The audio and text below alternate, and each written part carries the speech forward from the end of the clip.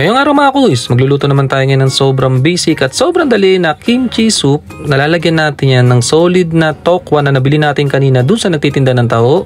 Tapos sasamahan din natin yan ng mushroom na inoki at maglalagay tayo ng konting giniling na baka. Tapos syempre, sasabayan na rin natin yan ng kimchi fried rice na paborito namin dito sa bahay. Yan mga kuys, tingnan nyo naman no. Meron din yung giniling na baka mga kuys. Tapos ito, pinrepair natin gagamitin. Ito yung nabili kanina dun sa nagtataho mga kuys. Minsan di talaga tayo nakakaabot dun sa magtataho kasi talagang madalas ito yung unang nauubos sa kanila. Kanina naka-tiyempo tayo kaya bumili agad tayo. Ito naisip ko agad, sabi ko, solid to sa kimchi soup mga kuys. Minsan kasi pagka nagawa ng kimchi soup, yung nabibili sa supermarket, talagang sobrang lambot ng mga kuys. Ito naman hindi siya ganun kalambot, pero pwede na mga kuys. Tapos nag-prepare tayo, syempre matik, nandun yung gochujang ang gunggong. Tapos yan na mga kuys, sibuyas bawang.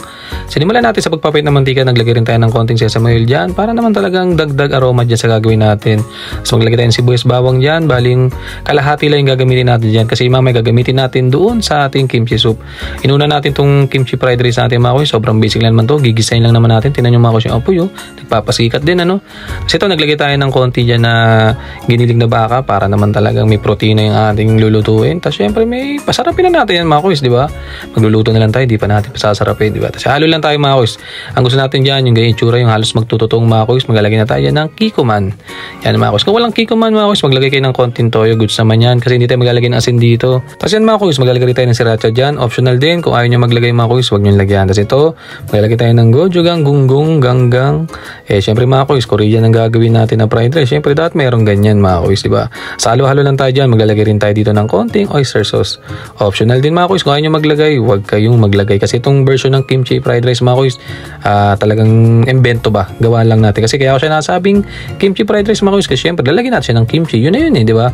Kahit ano nilagay mo dyan, tapos lagyan mo ng kimchi fried rice na yun mga kuys. Kasi haluin lang natin, tapos matik, kimchi fried rice, ilagay na natin yan. Naglagay rin tayo ng konting sabaw nun mga kuys para naman medyo mamasa-masa itong ating fried rice na to. Kasi masarap mga kuys lagkitan to. Hindi to katulad ng mga parang fried rice na buhagkag. Ito, mas gusto ko sa kimchi talaga na fried rice, yung talaga medyo malagkit ng konti mga kuys.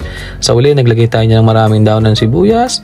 Yun na yung mga kuys. Ganun kasimple lang mga kuys gumawa ng kimchi fried rice. Tingnan nyo mga kuys. So, ang ganda ng kulay. Tingnan nyo, ang kintab mga kuys. So, kitang-kita dyan yung pagkakasarap ng pagkakahalo natin na medyo lagkitan.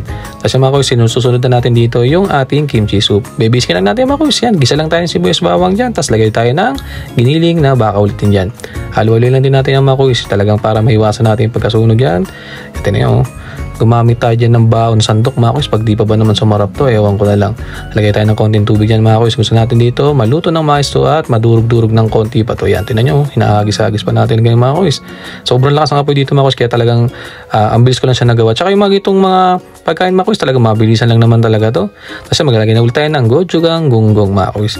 Ito mga kuys ay yung pansin ko sa mga Korean ng mga pagkain, talagang medyo matabang talaga sila kasi parang hindi sila masyadong naglalagay ng mga asin. Parang ang gusto nila talaga sa mga pagkain nila, nilalagyan nila ng mga ganyan mga gochujang gunggong o kung ano yung ginagamit nila. Tapos less salt talaga sila, talagang matabang. Pati nga yung mga noodles na tinitinda nila mga kuys, talagang medyo matabang din talaga. Yan mga kuys, naglagay tayo din ng organic na tubig. Tapos ito syempre, kimchi soup, maglalagay tayo dyan ng kimchi. Kumuha rin tayo ng pinakasabaw nun mga kuys. Talagang, ang pagkakalasa kasi nito mga kuys, talagang kimchi soup talaga siya na medyo maasim-asim talaga siya yan. Ganun yung lasa niya mga kuys. Yung naglagay pa ulit tayo dyan, dinamin natin yung ating kimchi. Tapos ito mga kuys, ilalagay na natin tokwa na nabili natin dun sa magtataho kanina. Sobrang solid yan mga kuys, ang lambot na. Tapos ito, sunod na lang natin yung inoki na mushroom. Saglitan luto lang to mga kuys, paglagay natin ng inoki dito tsaka yung tokwa, goods na to kasi pagka nasobrahan to mga kuys, medyo kumukunat-kunat din tong inoki mushroom na to, kaya talagang halos mapaso lang natin to, kumulo lang saglit to, goods na yan. Nakita nyo, pinagkalas-kalasan natin yan sa ating with dirty hands yan mga kuys, ang linis talaga yan. Tapos ito, nilagay na natin lahat yan, yung natira kanina mga kuys, talagang pinaghati natin do sa kimchi fried rice natin tsaka dito sa kimchi soup, yung mga ginamit natin. Wala lang, hindi ko lang nilagay ng tokwa, yung pinaka kimchi fried rice natin kasi baka madurog mga kuys talagang pang soup lang talaga siya. And mga kuys, ganyan kasimple gumawa si Kuys Job ng kimchi soup. Tingnan nyo naman mga kuys, ang ganda ng itsura. Tingnan nyo naman, itsura pa lang masasabi nyo masarap, di nyo pa natitikman mga kuys, pero mukha nang masarap. Yan mga kuys, pagka meron kayo pagkakataon mga kuys, try nyo rin gayahin tong recipe ni Kuys Job na to. Ganun lang kasimple mga kuys gumawa, parang pag-iig nga mga kuys, sabi ko, wow, nasa Korea na ako. Huwag lang sa North ha. Yan mga kuys, nakaluto tayo ng sobrang basic at sobrang daling kimchi soup at kimchi fried rice. Tara mga kuys, kain, salamat.